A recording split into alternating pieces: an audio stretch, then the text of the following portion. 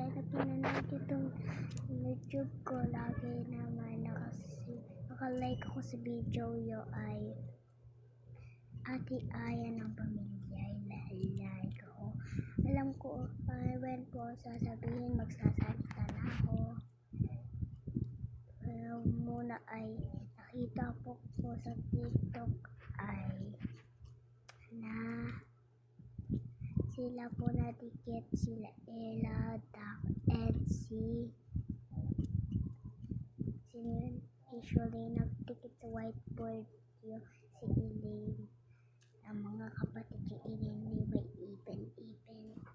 Kaya nakita ko po ay sasabihin ko po sa magsasalita. Last name po ako Dati kasi na silent ako kasi nakikilig ako sa mga channel.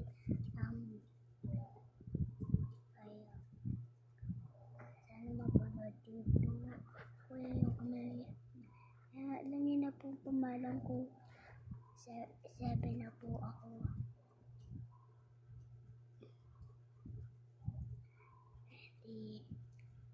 Alangan niyo po wala ka signal, hindi ko po kayo masanay manood kasi pinapagbawalan kami yung